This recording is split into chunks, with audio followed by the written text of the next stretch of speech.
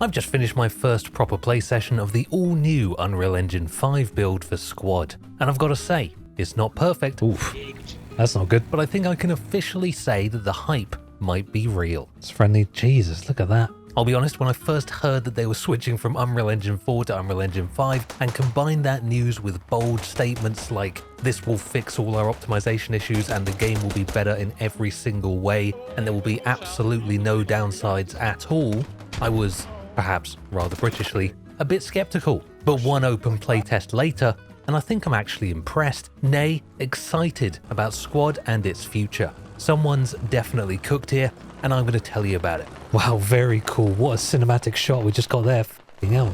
Amazing. I'm in a war movie. What you're watching now is Unreal Engine 5 gameplay from the Squad open playtest running from the 11th to the 14th of April. An incredibly well-timed playtest which coincides perfectly with me moving flats. Thanks OWI. They weren't to know. They weren't to know. This update is massive. I'm not going to bore you with all the specific changes. I'm sure there are other creators that will cover that for you. But the highlights are, obviously, it looks way better. Lighting, shadows, water, muzzle flash, smoke, textures, all massively improved. You can now hold shift to engage zoom eyes. I wonder where they got that idea from. The audio has been beefed up and the sound design in general is feeling a top notch. Vehicle handling, which I'll be honest, I didn't really explore, I'm not a vehicle guy, has been remade from the ground up, although from what I've seen you might not be able to tell, but I'm sure it's improved. Apparently you don't get stuck on stuff as much. Basra has also been beefed up with a bunch of sexy new details and Fallujah now runs better. Those are the headlines, but have they delivered? Let's start with the obvious. The game is sexy. UE5 Squad is now very clearly the hot sister of UE4 Squad, or that kid that was an ugly loser at school but had the biggest early 20s glow up to ever grace the young adult world. Things like more detailed textures, smoke and foliage make for a next level immersive experience, and now places Squad in the highest echelon of military shooter when it comes to visual fidelity. I have to say, this may be one of the most realistic looking games to currently be playable in the games market. The quality differs from map to map, but the maps that they've clearly spent a bit of extra time on, like Basra and Fallujah, do look incredible. The game is unbelievably crisp as well right now. UE4 Squad had a lot of ghosting and was definitely a bit blurry, especially in foliage. UE5 Squad is sharp. I wouldn't want to let a young child loose in this game, that kid's gonna get sliced up. The lighting and shadows are obviously very impressive. The shadow changes are very important for the game as a whole because they now render the same for everyone regardless of distance. So if you're in a shadow on your screen, you're in a shadow on their screen. I use this to great effect when hiding in the shadows with the Militia VSS. Oh, nice. And if you want to see a little gameplay edit of the VSS experience, it's now available on the all-new Slorgs Patreon. Want to support the channel and don't know how? You should go to the Patreon. Check it out right now. The link is in the description. We got some extra stuff over there. We got some planned Q&As, and if you're interested, go check it out. It really helps the channel. The game now has a more realistic, if you pretend that your eyes are cameras and not eyes, dynamic range, where if you're standing in dark spaces looking out at light spaces, the light is extra light. And similarly, if you are in light, then dark spaces seem darker, which this guy used to seem near invisible. This, in my opinion, made for meaningful tactical gameplay where you can use the environment to your advantage, more than in UE4. But actually seeing the enemy also seems to be a little easier than in current Squad. I think the new lighting effects make muzzle flashes both inside and outside at close range and a distance seem much more visible. And shooting very clearly gives away your position, making return fire and target location much more possible. Overall, I'd say the graphical changes don't just make the game more immersive or cement Squad as a top contender in the realistic shooter world, but actually add to the overall tactical gameplay and definitely make the game feel drastically different to its UE4 counterpart. It's definitely more than just a reskin. But we can't talk about graphics without talking about the all-important question: how's the optimization?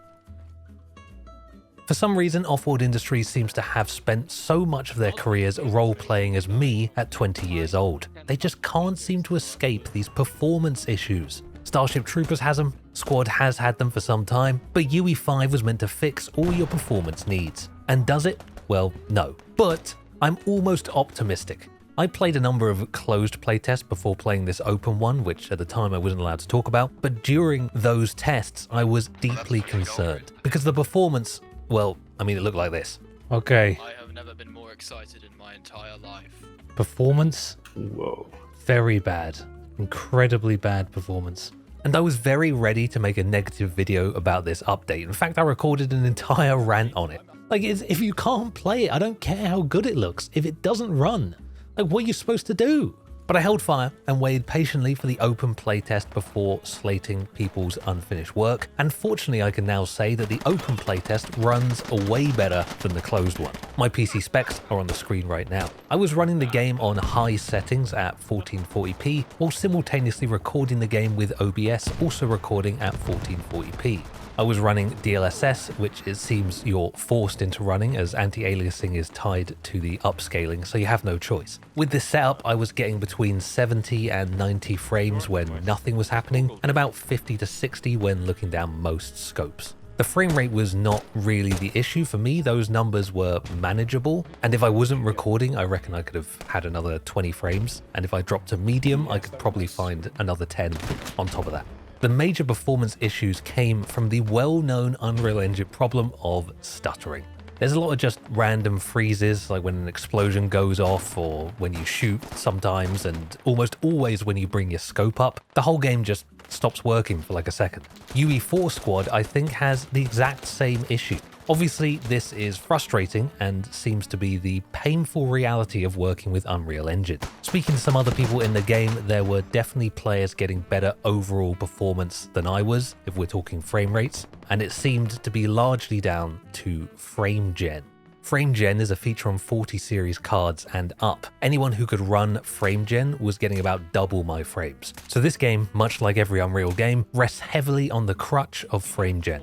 I have mixed feelings about the state of optimization. On the one hand, it's clear that some maps that have been specifically optimized for this new build do run better than others. And that gives me hope that there's room for improvement. On the other hand, I think you're going to be hard pressed to play this on anything below a 30 series card, and realistically, you probably want a 40 series or above to run it smoothly. I question how much of a good decision this is from OWI when graphics cards are obscenely expensive, the economy is in ruin, and people's spending power is at an all-time low. I do worry that this update may put a price tag on the game of whatever the cost of a new PC is for you, likely several £1,000s, forcing people to put a large monetary value on how much they really like Squad. In a world where Armory Forger also exists and looks pretty good and also runs much better on current systems, this may prove to be a tougher sell for Squad than if they'd done the same thing a year ago. But I'm quietly optimistic, and I get the feeling that there may be some optimization wiggle room on the cards. I wouldn't say all hope is lost.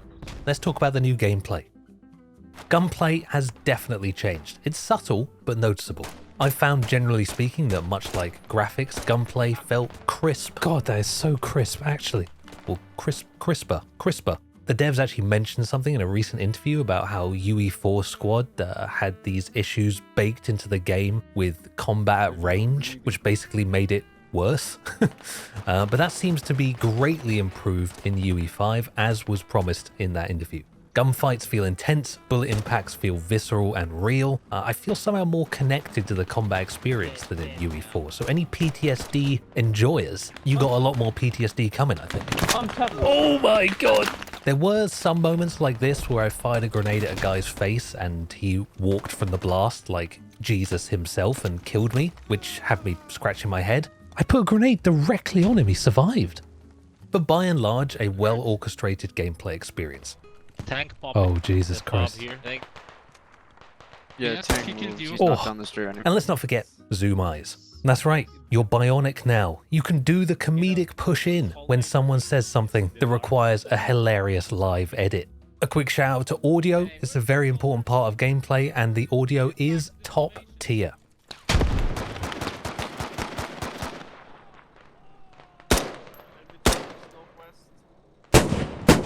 The new gun sounds are meaty. It's kind of amazing how much some fresh sound can bring you deeper into a game. I think Squad might have in UE5 some of the best sound design I've seen in modern combat games. But you can't sing the praises of UE5 Squad without talking about the Al Basra map update. This is a dramatic transformation for the map, all sorts of new environments, new combat areas, a completely fresh feel. This map is now leaps and bounds ahead of other Squad maps and frankly makes the rest feel empty by comparison. If you didn't know, Squad's Al Basra is a pretty faithful recreation of the Project Reality version of Al Basra, but I always found PRs to be superior. I think it's safe to say now that Squad has far surpassed it, and I'm very excited to see a similar transformation applied to the other Squad maps. It's certainly an exciting step forward for the game as a whole.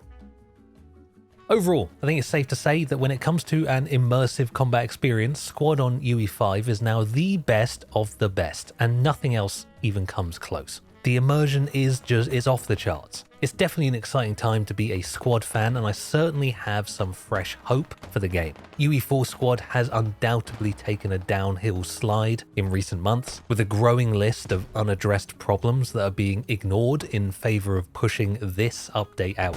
And I'm not saying this fixes all the Squad's problems, but you'd be hard pressed to not be at least satisfyingly distracted by all of it. Optimization concerns remain a real threat to the health of the game, but I think you could safely say that the game doesn't run any worse on UE5 compared to UE4, and looks a whole lot better in the process. It's not perfect, but I think I can say it's not a massive optimization step backwards, which is something to be proud of. Most importantly, this update gives me hope. Hope for a future with Squad in it. The last few months have proven to be dark and uneventful times for a Squad fan. It's good to see that big changes are on the way and they haven't completely guffed it. So if you're hyped, stay hyped. I think you should be, because someone's cooked here, and for once, it isn't just me. I'm drowning. I'm drowning. Dude, this is art. What the fuck?